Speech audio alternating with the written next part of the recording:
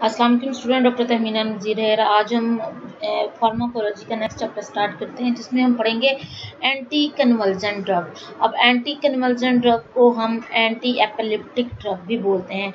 ऐसी जो अक्सर बात आपने देखा होगा, लोगों को कुछ पेशेंट ऐसे होते हैं, जहनी मरीज ऐसे होते हैं जिसमें उनको झटके लग रहे होते हैं। झटके लगते हैं तो इस तरह होता है कि उनका जो पूरी बॉडी है वो अकड़ जाती है, उनके हाथ पांव कांपना शुरू हो जाते हैं। तरह तरह की किस्म है इसकी एपिलेप्सी की। तो इस कंडीशन में हम जो ड्रग्स देते हैं तो वो हम उसको एंटी एपिलेप्टिक या एंटी कन्वल्जेंट ड्रग बोलते हैं। तो उसके बारे में आज हम पढ़ेंगे। स्टार्ट करते हैं अपना लेक्चर। बिस्मिल्लाहिर्रहमानिर्रहीम। आज के लेक्चर का नाम है एंटी एपिलेप्टिक या एंटी कन्वल्जेंट ड्रग, इसको बोलते हैं। ठीक है। अब बेसिकली होता क्या है कि आपकी जो ब्रेन है ना, उसमें दो तरह की ये सीजर एक्टिविटी हो सकती है। मतलब दो तरह के सीजर हो सकते हैं। एक होता है पार्शियल, एक होता है जनरलाइज। अब ये बेसिकली जो पार्शियल है, इसमें होता क्या है कि सिंपली जब भी पेशेंट कोई एक्टिव होगा तो उसको झटका लगना शुरू हो जाता है। कॉम्प्लेक्स ऐसा होता है कि जिसमें जैसे वो कोई उसका एनवायरनमेंट चेंज होता है, पेशेंट कॉन्शियस होता है, उसमें उसको ये दौरा पड़ना शुरू हो जाता है। फिर उसके बाद ऐसी कंडीशन आती है कि जिसमें कोई ख़ास एरिया तक, मतलब एक पार्ट से शुरू होता है और फुल बॉडी तक स्प्रेड कर जाता है उनका ये जो सीजर एक्टिविटी होती है, कॉन्ट्रैक्चर जो होते हैं। दूसरी तरफ जनरलाइज की बात है। जनरलाइज में क्या होता है कि जो पूरी बॉडी है वो ये जो मसल्स हैं वो टोनिक शो हो जाते हैं, मतलब उसकी जो टोन है वो इंक्रीज कर जाती है। तो इसमें मोनोक्लोनिक है, जिसके अंदर क्या होता है कि जो समझे बॉडी का मायोक्लोनिक है, इसमें क्या होता है जो मसल्स हैं वो रिजिड हो जाते हैं, सख्त हो जाते हैं। फिर दूसरी तरफ आते हैं टोनिक क्लोनिक। इसमें क्या होता है कि पेशेंट गिर जाता है, सख्त हो जाते हैं उसके पूरे पट्टे और उसको जर्किंग होती है उसकी फुल बॉडी में। फिर बाद में टॉनिक है। टॉनिक में क्या होता है कि पेशेंट ज़मीन पे गिर जाता है, उसके हाथ पांव मुड़ना शुरू हो जाते हैं। ठीक है। पाँव फ्लेक्शन में मुड़ जाते हैं और जो हाथ होते हैं वो सीधे रहते हैं, एक्सटेंशन में हो जाते हैं मजीद। एयरटोनिक ऐसी कंडीशन है जिसमें पेशेंट होता तो स्टैंडिंग में है पर पूरे पट्टे उसके अकड़ जाते हैं। तो ये बेसिकली सीजर की उन्होंने डिफरेंट टाइप बताई हैं। आपको जस्ट नो हाउ होनी चाहिए कि सीजर्स हैं क्या। तो हम पढ़ते हैं इसकी जो सीजर हैं उसके लिए जो हम ड्रग यूज़ करते हैं उनको हम एंटी एपिलेप्टिक बोलते हैं। बेसिकली सीजर में होता क्या है कि आपके जो एक्शन पोटेंशियल, आपने देखा कि कोई भी मस्कुलर एक्टिविटी करवाने के लिए, कोई भी जो फंक्शन बॉडी का परफॉर्म करवाने के लिए हमारी बॉडी में हमारे नर्व्स की जो सिग्नल है, जो एक्शन पोटेंशियल है, उसका जारी होना ज़रूरी है। तो एक्शन पोटेंशियल को जारी करने के लिए क्या होता था, आपके न्यूरोट्रांसमीटर रिलीज होते थे। ठीक है। जैसे एक्शन पोटेंशियल आया, आपके न्यूरोट्रांसमीटर रिलीज हुए। न्यूरोट्रांसमीटर फर्दर आगे सिनेप्टिक क्लेफ्ट में जाते हैं। उसके बाद वो कोई भी किसी मसल को प्रोवाइड कर रहे हैं तो उसको जाके उसमें भी जाके इसी तरह ये 1 बाय 1 रन करते हैं और उस मसल को कॉन्ट्रैक्शन करवा देते हैं। एक्टिन और मायोसिन को कॉन्ट्रैक्ट करते हैं और वो मसल एक्टिवेट हो जाता है। तो इसी तरह जैसे ही किसी की ये जो एक्टिविटी है, न्यूरोट्रांसमीटर का एक्सेसिव रिलीज है या आपके नर्व्स की ओवर एक्साइटेशन है, तो उसके नतीजे में क्या होता है कि आपकी जो एक्साइटेटरी सिग्नल हैं आपके ब्रेन को, आपकी बॉडी को एक्सेसिवली जाते हैं, जिसकी वजह से जो पेशेंट की बॉडी है वो रिलैक्स कंडीशन में नहीं आ पाती। अब रिलैक्स कंडीशन में नहीं आएगी तो क्या होगा कि जो पट्टे होंगे वो अकड़े ही रहेंगे, कॉन्ट्रैक्टेड स्टेट में रहेंगे, रिलैक्स पोजीशन में नहीं आएंगे। तो उस कंडीशन को हम क्या बोलते हैं, एपिलेप्सी। उसको ख़त्म करने के लिए हम कौन सी ड्रग लेंगे, एंटी एपिलेप्टिक ड्रग। अब हमने पीछे मैकेनिज्म देखा कि एपिलेप्सी होती किस वजह से। बेसिकली आपके नर्व्स की ओवर एक्साइटेशन की वजह से आपके ब्रेन को ज़्यादा सिग्नल आ रहे हैं एक्साइटेशन के, उस वजह से आपकी एपिलेप्सी हो रही है।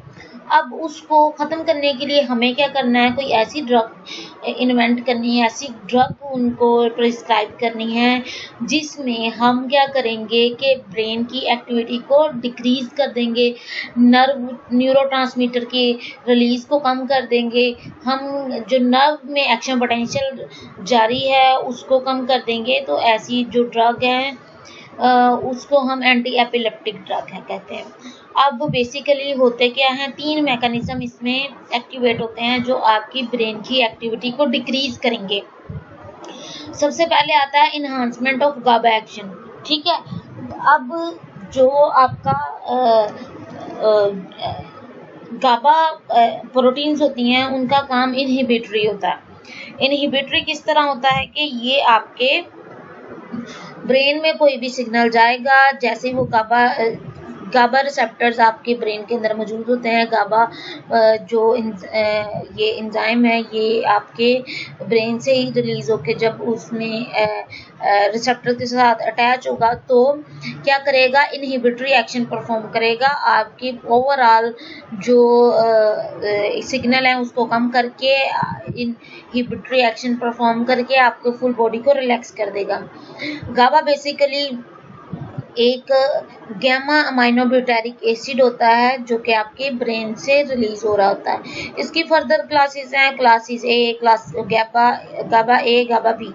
तो इसके लिए हमने ये देखा कि ये जो बेसिकली इसका एक्शन है वो क्या है, इनहिबिटरी। ये जितनी भी एक्साइटेशन है जब जाके गैबा प्रोटीन रिसेप्टर के ऊपर जाके अटैच होंगी तो इसकी वजह से क्या होगा, ओवरऑल जो भी एक्साइटेटरी फंक्शन है वो रिड्यूस हो जाएगा। ठीक, अब उसके बाद हम inhibition of sodium channel function की बात करें तो आपका जो सोडियम चैनल्स आपने पढ़े थे, जैसे जैसे एक्शन पोटेंशियल आता है डीपोलराइजेशन का फिनोमेना होता है तो क्या होता है कि सोडियम का इन्फ्लक्स इंट्रासेलुलरी ज़्यादा हो जाता है। सोडियम बाहर से सेल के अंदर आना शुरू हो जाती है। सोडियम के ऊपर पॉजिटिव चार्ज है, पॉजिटिव चार्ज जब सेल के अंदर ज़्यादा हो जाता है तो उस जगह पे क्या होता है कि ऑटोमेटिकली डीपोलराइजेशन का फिनोमेना स्टार्ट हो जाता है। अब जब सोडियम चैनल बंद कर देंगे, हम इनहिबिशन कर देंगे तो सेल के अंदर सोडियम की आयन की मिकदार कम हो जाएगी, डीपोलराइजेशन का फिनोमेना नहीं हो सकेगा, एक्शन पोटेंशियल प्रोसीड नहीं करेगा और जो कॉन्ट्रैक्टिलिटी है मसल्स की वो रुक जाएगी। अब इसी तरह कैल्शियम चैनल की बात करें, कैल्शियम के ऊपर भी पॉजिटिव चार्ज है। जब कैल्शियम चैनल से कैल्शियम होके सेल के अंदर आती है, पॉजिटिव चार्ज क्रिएट करती है, पॉजिटिव चार्ज क्रिएट करेगी सेल के अंदर तो क्या होगा कि डीपोलराइजेशन का फिनोमेना आएगा। दूसरी बात कि जब कैल्शियम चैनल्स ओपन होते हैं तो कैल्शियम जाके न्यूरोट्रांसमीटर को रिलीज करती है। जब ये न्यूरोट्रांसमीटर को रिलीज करेगी मजीद एसिटाइलकोलिन रिलीज होगा, मजीद क्या होगा, आपके जो नेक्स्ट न्यूरॉन है वो जाके एक्टिवेट हो जाएगी और इस तरह एक्टिवेट होते होते आपका फुल बॉडी में जो एक्शन पोटेंशियल है वो स्प्रेड होना शुरू हो जाता है। तो इसके लिए हम क्या करते हैं कि क्योंकि हमने तो क्या करना है, इस चीज़ को बचाना है कि कॉन्ट्रैक्टिलिटी का प्रोसेस को रोकना है, एक्साइटेशन को रोकना है, डीपोलराइजेशन के फिनोमेना को रोकना है, तो इसलिए हमने क्या करना है, इनहिबिशन करवा देनी है इन चैनल की, सोडियम चैनल की और कैल्शियम चैनल की। तो बेसिकली 3 ये आपके जो प्रोसेस हैं जिसकी वजह से आपके जो ये ड्रग्स हैं एंटी एपिलेप्टिक वो एक्ट करती हैं। उसके बाद ग्लूटामेट रिलीज को इनहिबिट कर देना है। ग्लूटामेट क्या होती है, ये गैबा रिसेप्टर्स के पास जो प्रोटीन होती है उसका काम क्या होता है कि ये आपके सेल्स को एक्टिवेट कर देती है मजीद, तो उसको जो एक्साइट कर देती है। अब हम क्या करते हैं कि ग्लूटामेट के रिलीज को ही रोक देते हैं या ग्लूटामेट रिसेप्टर को ब्लॉक कर देते हैं। अब इधर हर मैकेनिज्म ऑफ एक्शन के लिहाज से आपकी ड्रग की क्लासिफिकेशन बता। अब इस क्लासिफिकेशन में सबसे पहले उन्होंने कहा है कि वो ड्रग्स जो आयन चैनल को ब्लॉक कर देती हैं, सोडियम और कैल्शियम आयंस को ब्लॉक कर देती हैं। उसके बाद वो जो गाबा की ट्रांसमिशन को इंक्रीज कर देती हैं, क्योंकि अब GABA by self inhibitory action perform करता है। उसके बाद वो ड्रग जो एक्साइटेटरी अमाइनो एसिड मतलब के न्यूरोट्रांसमीटर की ट्रांसमिशन को इनहिबिट कर देती हैं। तो हर क्लासिफिकेशन के बाद उसके कुछ ड्रग्स के नाम हैं, जैसे सोडियम के चैनल को जो ब्लॉक करती हैं वो फेनिटोइन है, कार्बामेज़ेपिन है, लेमोट्रिगिन है, टोपिरामेट है, वेलप्रोइक एसिड है, कैल्शियम चैनल में इथोसुजामाइड है, वेलप्रोइक एसिड है। उसके बाद जो इन्हांस करते हैं गाबा के ट्रांसमिशन को, उसमें बेंजोडायज़ेपिन है, डायज़ेपाम या क्लोनाज़ेपाम भी बोलते हैं, barbiturates, phenobarbital, valproic acid, gabapentin, vigabatrin, topiramate और फेल्बामेट।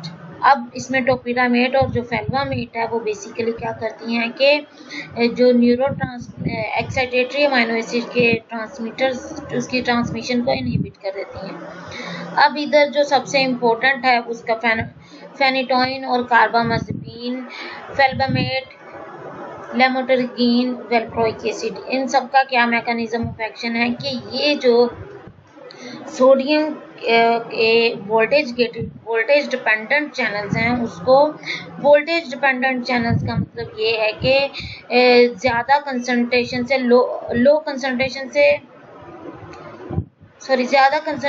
लो की तरफ आना। तो बेसिकली क्या है कि सोडियम बाहर कम है और आपके सेल के अंदर बाहर ज़्यादा है और सेल के अंदर कम है, तो बाहर से सेल से एक्स्ट्रा सेलुलर से इंट्रा सेलुलर ये मूव करना शुरू कर देती है। अब हम क्या करते हैं कि इस जो ज़्यादा से कम की तरफ आने वाली उसकी कैपेसिटी है उसको हम ब्लॉक कर देते हैं, उन चैनल्स को ब्लॉक कर देते हैं, जिसकी वजह से क्या होता है कि एक्शन पोटेंशियल रुक जाता है। अब बार्बिचुरेट्स का क्या मैकेनिज्म ऑफ एक्शन है कि ये जो आपके गाबा प्रोटीन्स का काम क्या था कि ये क्लोराइड आयन को आपके सेल के अंदर दाखिल करना शुरू कर देते हैं। हमने देखा कि जब सोडियम जो पॉजिटिव आयन है वो सेल के अंदर आते हैं तो क्या होगा, एक्शन पोटेंशियल प्रोड्यूस होगा डीपोलराइजेशन की वजह से। अब जब negative ion chloride ion cell के अंदर आना शुरू करेंगे तो उसकी वजह से क्या होगा कि सेल के अंदर नेगेटिव पोटेंशियल जनरेट होगा, जिसकी वजह से हाइपर पोलराइजेशन होगी, सेल डीपोलराइज नहीं होगा, एक्शन पोटेंशियल पास नहीं करेगा।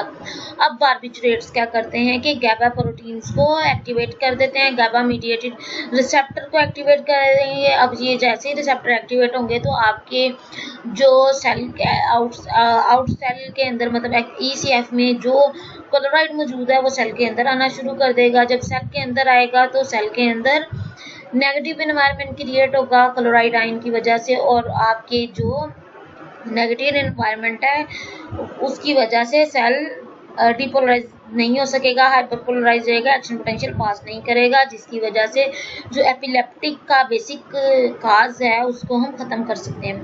बेंजोडायज़ेपिन ये क्या करता है कि ये जो गाबा प्रोटीन की गाबा मीडिएटेड चैनल है उसको मज़ीद उसकी जो ओपनिंग है उसको प्रोलॉन्ग कर देता है। अब वेलप्रोइट का भी काम क्या है, ये भी आपके जो गाबा की ट्रांसमिशन है उसको इन्हांस कर देता है। उसके अलावा सोडियम गेटेड चैनल जो हैं उनको बंद कर देता है, फिर ये कैल्शियम के करंट को भी ब्लॉक कर देता है। इथोसुजामाइड क्या करता है, ये भी आपके जो कैल्शियम चैनल का जो फ्लो था उसको कम कर देता है। अब उसके बाद कुछ जो विगाबैट्रिन है ये क्या करती है कि इन्वर्सली इनहिबिट गाबा ट्रांसमाइनेज। तो जो गाबा जो प्रोटीन है उसको उसका जो मेटाबॉलिज्म ख़त्म करने के लिए, अब क्या होता है कि जब कोई प्रोटीन अपना काम परफॉर्म कर लेती है, कोई एंजाइम अपना काम परफॉर्म कर लेता है, उसका मेटाबॉलिज्म हो जाता है, उसको क्या करते हैं कि डिस्ट्रॉय किया जाता है। अब विगाबैट्रिन क्या करती है कि ये उन एंजाइम को ख़त्म करती है जो कि गैबा को डिस्ट्रॉय करेंगे। फिर क्या होगा कि गैबा ज़्यादा लंबे अरसे के लिए अपना फंक्शन परफॉर्म कर सकेगा। टियागैबिन ये भी क्या करता है कि जो गैबा का रीअपटेक है, मतलब कि गैबा को जो कम करने के लिए वापस ECF में भेजने के लिए जो मैकेनिज्म है उसको ये स्टॉप कर देता है। टोपिरामेड ये क्या करती है कि block voltage gated sodium channel at high firing frequency, बहुत जल्दी ये सोडियम चैनल को क्लोज कर देती है। Increase frequency eight which गैबा open chloride channel.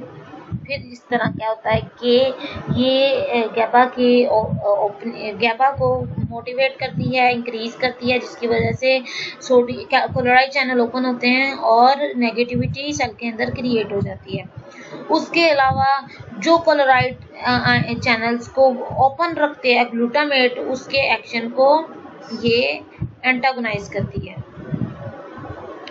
Gabapentin may modulate amino acid transport into brain and may interfere with GABA reuptake। अब इसका भी क्या फंक्शन क्या है कि GABA को खत्म होने से बचाती है ब्रेन के अंदर। फिनोबार्बिटोन ये भी GABA को फैसिलिटेट करती है, GABA की तरह एक्ट करती है। अब इसके एडवर्स इफेक्ट क्या हो सकते हैं, क्योंकि इसने एक्साइटेशन से डी एक्साइट करना है पूरी बॉडी को। इन ड्रग्स ने एक्साइटेशन हो रही है तभी तो मरीज को झटके लग रहे हैं, तो इसी वजह से जो उसका साइड इफेक्ट, अब हम ड्रग दे रहे हैं जो पूरी बॉडी में एक्साइटेशन को ख़त्म करेगी। अब उसका नुकसान क्या हो सकता है कि बॉडी सिडेशन में जा सकती है, सिडेटिव एक्शन हो सकता है।